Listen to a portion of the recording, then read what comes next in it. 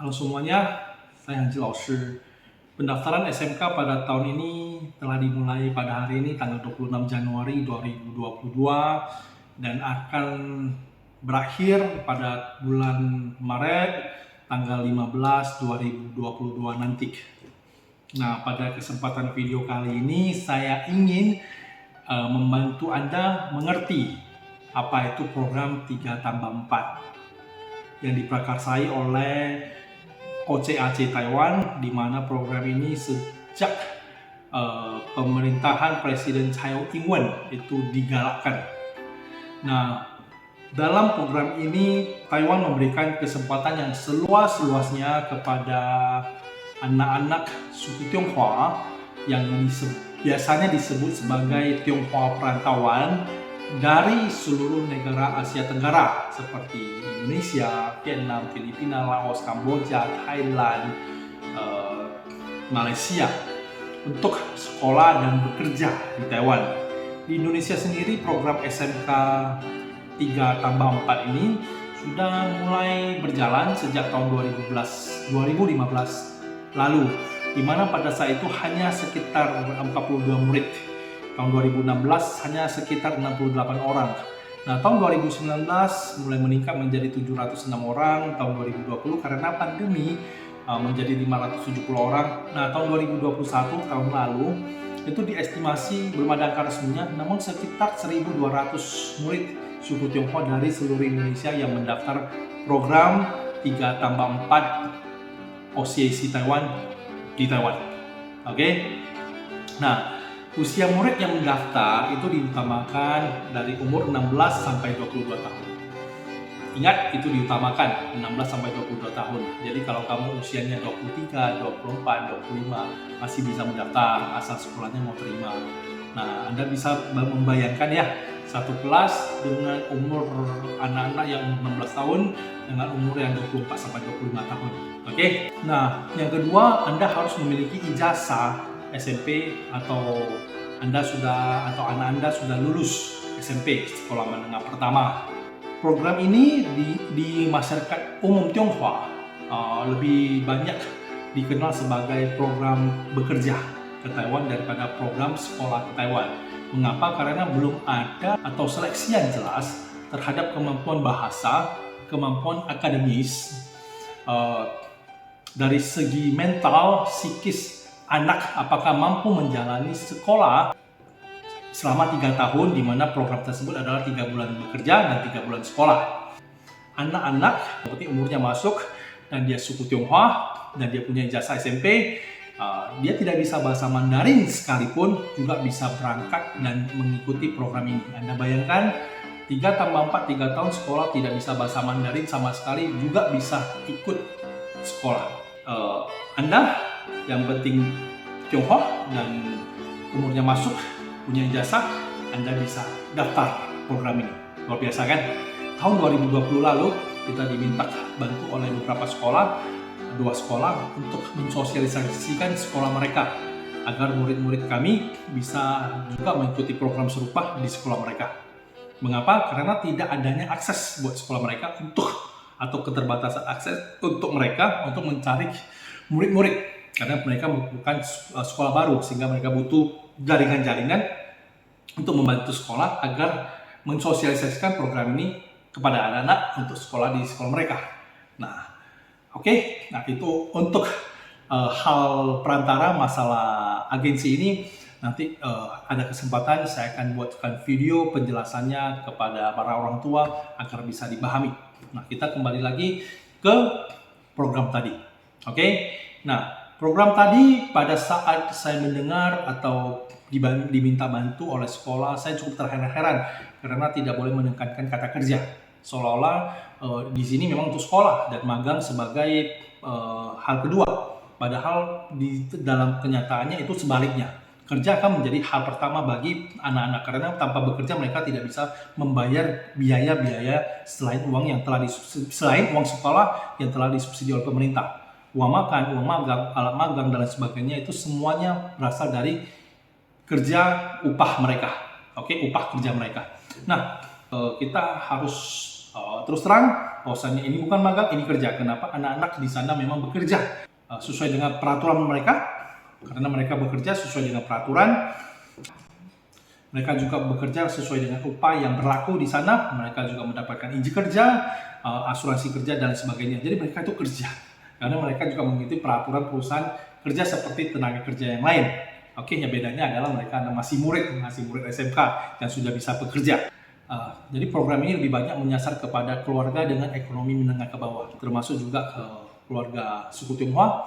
Ini susah untuk berekonomi, sehingga orang tua pun tergiur agar anaknya mengikuti program ini. Ya, jadi tidak heran lebih banyak anak-anak yang sudah lulus SMA 3 balik lagi ke SMK 1. Bahkan ada anak-anak yang kuliah sudah lulus juga balik sekolah SMK. Uang sekolah SMK program 3/4 tahun ini itu disubsidi oleh pemerintah Taiwan. Uang sekolahnya ya 23.484. Nah, angka 4-nya tidak disubsidi. Anak-anak kembali harus membayar uang sekolah, uang kuliahnya pada saat mereka kuliah. Nah, kembali lagi ke SMK. Jadi 23.484 atau sekitar 12 jutaan ini dikalikan dengan currency Rp525 saat ini ya. Nah, kalau mereka belajarnya sistem 3 bulan kerja, 3 bulan sekolah, maka 3 bulan kerja, 1 bulan kalau full kerja mereka gajinya 25.250 atau sekitar 13.256.000. Nah, kalau mereka part time, mereka gajinya sekitar 1 jamnya 168 NTD atau sekitar 7.056.000. Nah, kalau dikali 3 bulan sekitar 21 juta. Nah, kalau mereka 3 bulan kerja, 3 bulan sekolah, nah 3 bulan kerja full time-nya mereka bisa simpan sekitar 39 juta. Nah, kalau part time-nya 7 juta tadi, mereka sekitar 21 juta. Jadi satu semester ini mereka bisa untuk upah gaji mereka secara normal kalau mereka kerja full part time dua-duanya itu sekitar 60.936.000. Nah, dikali 3 tahun 6 semester maka sekitar ada uang sekitar 365.620.000 rupiah untuk upah gaji mereka. Luar biasa besar kan? Oke. Nah, jadi udah tahu kan kenapa program ini lebih dikenal sebagai program kerja daripada program pendidikan, karena mendapat upahnya banyak. Nah, namun kita sering lupa uang sebesar ini sebenarnya lebih banyak berputar di Taiwan saat mereka sekolah. Sini saya kasih itu. Oke, untuk uang perlengkapan berlatap magang, baju sekolah, baju olahraga, tas sekolah, asuransi asrama, bahkan uang makan mereka tuh rata-rata untuk di luar uang makan ya, di luar uang makan sekitar 25.000 NTD. Nah, kalau uang makan kita kalikanlah 1 bulan 6.000 karena mereka dalam masa pertumbuhan, anak umur 16, 17 tahun, 18 tahun kan, 6.000 NTD per bulan, makin 36.000. Nah, 1 semester itu sekitar 61.000. Ini diasumsikan belum lagi ada traveling, mereka beli mereka beli pulsa, mereka beli handphone, mereka beli laptop, mereka jalan-jalan, mereka makan enak. Itu di luar asumsi tersebut ya. Jadi 61.000 dikalikan 3 tahun 6 semester, maka ada sekitar 192 juta. Itu adalah biaya penunjang mereka sekolah di luar uang subsidi tadi. Nah, kalau uang subsidi tadi sekitar 23.484 dikali dengan 6 semester 3 tahun juga ada sekitar 33 juta, 73 juta 974.000. Nah, kalau dikombinkan 192 tambah 73 juta, maka biaya mereka selama 3 tahun sekolah SMK di Taiwan itu adalah 266 juta rupiah. Luar biasa gede bukan? Oke. Nah, ini yang ingin kita sampaikan kepada para orang tua dan anak-anak. Kalian sekolah di sana dengan mengeluarkan begitu banyak uang, Anda harus mendapatkan ilmu yang sesuai dengan pengeluaran kalian. Untuk itu, mengapa Lause pada saat ini sangat fokus untuk membantu perekrutan SMK tahun 2022 ini. Karena membantu perekrutan SMK tahun 2022 ini, semua anak ini dibantu, dilatih bahasa Mandarinnya. Apapun itu ceritanya, Anda harus bisa bahasa Mandarin minimal TOEFL BNA 2. Kalau BNB itu paling cocok. Nah, paling minimal itu BNA 2. Jadi tujuan kita adalah satu kelas itu semua murid Indonesia. Kita sudah minta sama sekolah agar berkomitmen dengan anak-anak yang mempunyai kemampuan bahasa Mandarin yang setara, kemampuan bahasa Mandarin yang bagus. Mereka kalau orang Indonesia semua, suku Tionghoa, mereka satukan dalam satu kelas. Sehingga guru bisa memberikan pelajaran yang maksimal. memberikan pelajaran yang sesuai dengan murid lokal yang di Taiwan. Apa yang didapatkan oleh murid lokal di Taiwan, kita juga dapat. Karena dengan demikian kita bisa membantu mengawasi, mengikuti perkembangan selama 3 tahun Anda, anak-anak sekolah di sana.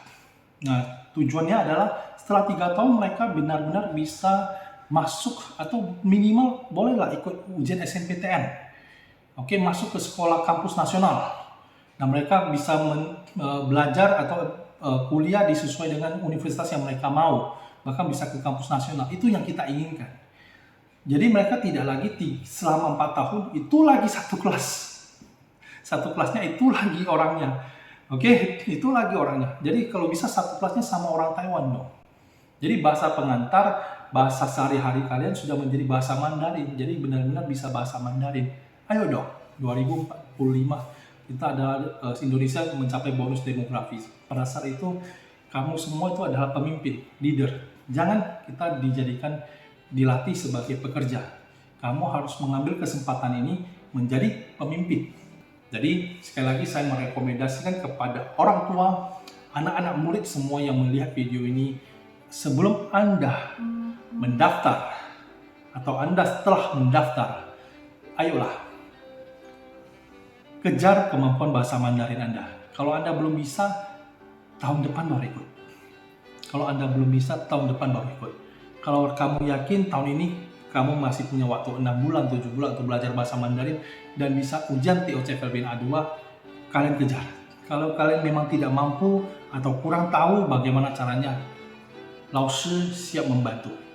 Oke, nanti Lao Shi Legasi sudah membuka kelas 2-3 bulan terakhir ini sejak bulan 10, itu semuanya kelasnya gratis. Untuk apa? Ya karena ini. Kenapa? Karena tahun lalu 2021 Lao Shi melakukan penelitian kepada 3 sekolah murid suku Tionghoa di 3 sekolah di Taiwan, di mana 85% murid-murid tersebut yang kita wawancarai, yang Lao Shi wawancara itu 85% ya tidak fasih berbahasa Mandarin. Jadi Anda bisa bayangkan kalau 10 orang ya 1 orang aja yang bisa ngomong berbahasa Mandarin secara lancar. Dari 9 orangnya bahkan ada yang sama sekali tidak bisa berbahasa Mandarin. Oke, jadi Lao Shi harap kita sama-sama berjuang, sama-sama mensukseskan program ini, namun dengan cara yang benar, Oke, jadi sekian pemaparan dari saya. Apabila masih kurang mengerti atau hal-hal yang tidak dipahami atau ingin ditanyakan atau pengen di kelas, silakan untuk mencari saya di nomor telepon di bawah ini, WhatsApp. Dan sekian dari saya, terima kasih.